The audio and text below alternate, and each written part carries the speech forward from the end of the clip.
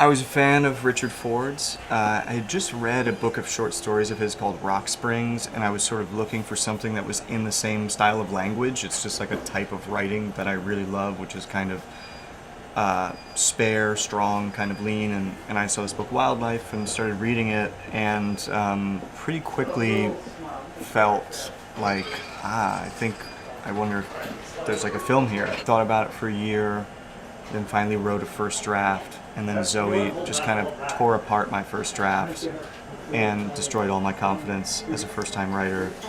And then she was like, why don't you let me do a pass? And I said, great. And then we just traded it back and forth. And so we never wrote together in the same room ever.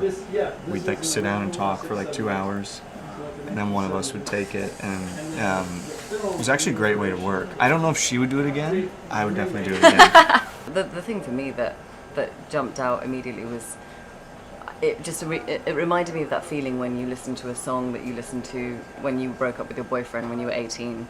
And I remember listening to Fix You by Coldplay when I was 21, like sitting on the floor in my like studio apartment sobbing and a bit drunk, and the whole world was about that moment. And then you hear that song 10 years later, or maybe a less recognizable song, one that, you know, and suddenly it takes you straight back to that moment, and you have that feeling of like whiplash where you think, where did those years go? That's crazy. And now I'm this grown up and I have children and my whole life has taken this route. And I think she has that feeling, but is suddenly completely terrified that it's all not been the right way to go. So she's just trying out all these versions of who she might have been had her life taken a different path. And that was the bit that sort of was so exciting to me.